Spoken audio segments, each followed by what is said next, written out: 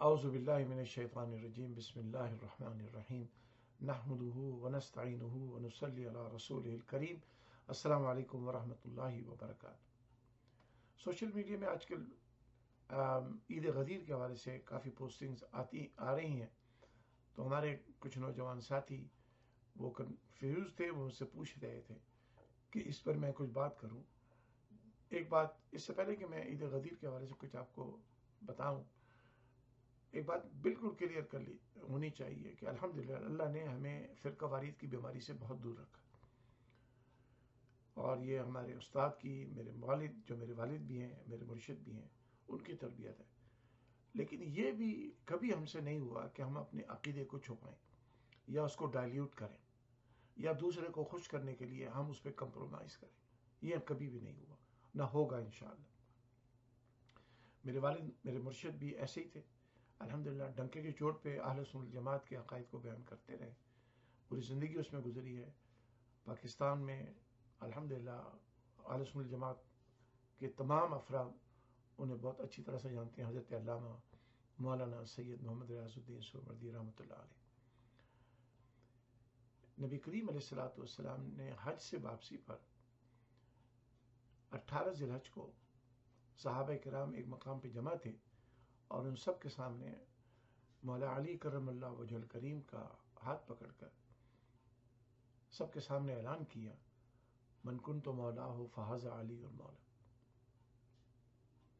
اس پر الحمدللہ ہمارا ایمان بھی ہے، یقین بھی ہے، اور یہ صحیح ہے، اور بالکل الحمدللہ اس میں ذرہ برابر شک نہیں کہ نبی کریم نے فرمایا کہ جس کا میں مولا ہوں، علی بھی اس کے مولا ہیں۔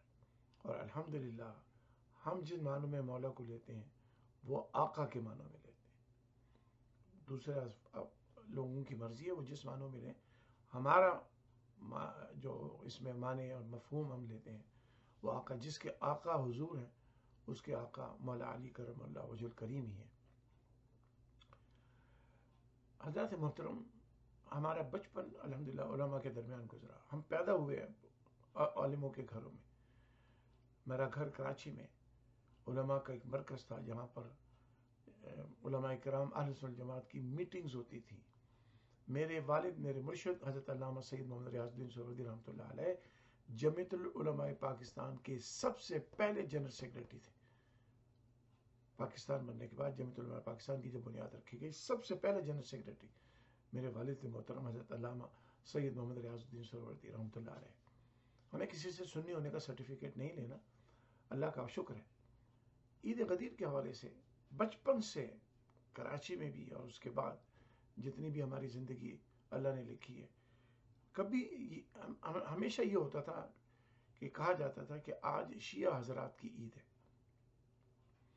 یعنی یہ ایک باقاعدہ عید ہوتی تھی۔ لیکن اہل سنت الجماعت میں کبھی بھی میں نے نہیں دیکھا بھائی، اگر کسی گاؤں میں، کسی پنڈ میں کسی مولوی صاحب نے کیا تو وہ مجھے نہیں معلوم، جو ہمیں معلوم ہے جن علماء کے درمیان ہم بیٹھے رہے، اہل سنت الجماعت نے کبھی بھی عید غدیر نہیں منائی۔ یقین ہے ہمارا مولا علی کرم اللہ وجہ الکریم کے کہ اللہ کے رسول نے یہ ان کے بارے میں فرمایا تھا، من کنت مولا فہذا علی المولا، لیکن اس دن کو عید کے طور پہ منانا سنی مسلمانوں میں ہم نے نہیں دیکھا۔ بلکہ اکثر یہ کہا جاتا تھا کراچی میں کسی تعصب کے بنا پر نہیں کہہ رہا ہوں، یہ حقیقت ہے جو ہم نے اپنے بچپن سے دیکھی ہے، کہ آج شیعوں کی عید ہے۔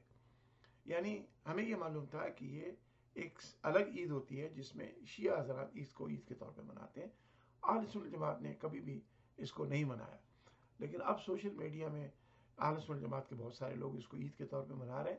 مجھے کسی پر اعتراض نہیں ہے، جو سب کو اللہ کو حساب دینا ہے، اللہ ہی ہمارا جج ہے، نہ کوئی مولوی صاحب نہ کوئی مفتی صاحب۔ لیکن میں یہ بتانا چاہتا ہوں اپنے ساتھیوں کو بھی کہ اہل سنت الجماعت نے کبھی بھی یہ عید غدیر عید کے طور پہ نہیں منائی، نہ اس دن کی کوئی ہمارے نزدیک کوئی اتنی زیادہ اہمیت کہ جس کو ہم بڑے شایان شان طریقے سے منائیں۔ ہمیشہ سے شیعہ حضرات نے اس کو ضرور عید کے طور پہ منایا، اور ہمارے یہاں کمیونٹی میں بھی، گھروں میں بھی یہی بات ہوتی تھی کہ آج شیعوں کی عید ہے۔